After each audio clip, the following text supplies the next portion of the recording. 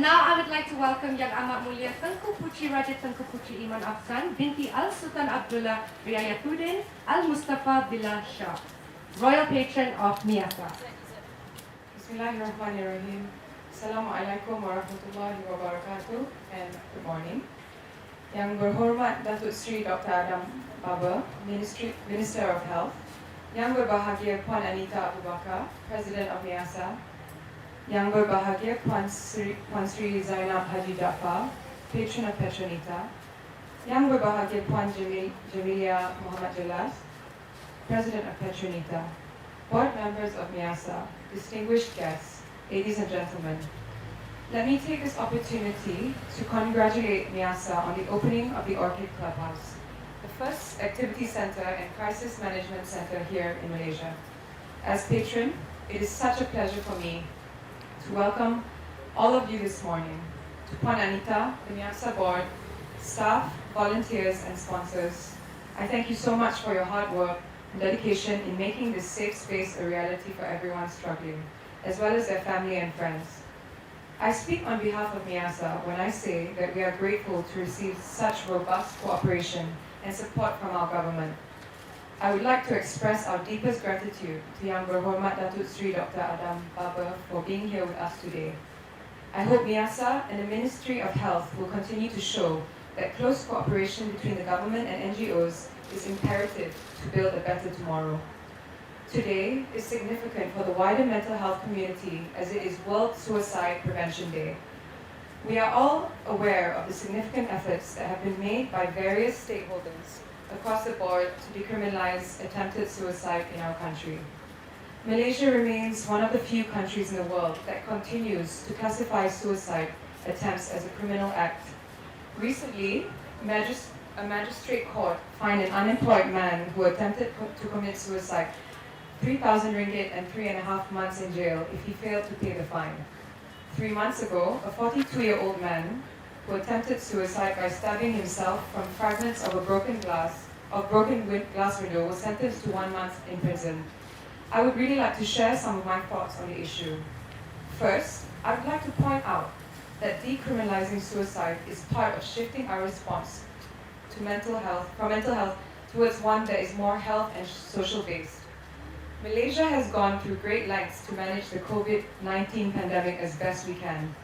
Our efforts have received praise, and I'm certain that we have set standards on what good public health management should be. This is something that we should all be very proud of as we approach the post-pandemic new normal. We should keep the momentum going by also setting standards on what good mental health care should be. Indeed, mental health has featured heavily in the coverage of COVID-19, both here at home and abroad. It must be part of our recovery in the new normal, simply because we are facing such uncertain times. And when we are faced with uncertainty, the onus is on each and every one of us to respond with kindness and understanding. It is for this very reason that decriminalizing suicide in Malaysia must be realized. Second, throughout my mental health journey, I have always felt that stigma is the biggest hurdle that we face. It must be said more and more that if we continue to penalize those who attempt suicide, we will only continue to perpetuate the stigmatization of mental health. Similarly, it must be also said more and more that criminalizing attempted suicide does not address the underlying factors that cause such attempts in the first place. Rather, it has the opposite effect, as the criminal element discourages those suffering from seeking help and treatment. We must start somewhere. We must win battles in order to win the war against stigmatization, and decriminalizing suicide is one of these battles. Without a doubt, decriminalization of suicide must be done carefully by reviewing and rebuilding our systemic response towards suicide attempts. There must first be a sustainable and viable mechanism in place for these individuals to access mental health care before the law is amended to decriminalize suicide. And while we work towards amending legislation to fight against stigmatization and decrease the rate of suicide, we also need to increase our efforts in building a nation where individuals can seek help for their mental health challenges without fear or without hesitation. This brings me to my third and final point. We must actively foster a sense of connectedness, and we must do so at a communal level. Support for victims should not end with family and friends. It must also be extended to include the wider community. Connectedness is crucial to those vulnerable to suicide, and reaching out to them and providing them the support and companionship they direly need would be life-saving.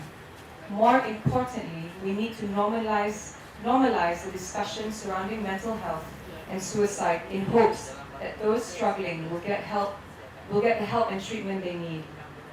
I am so grateful for your time this morning.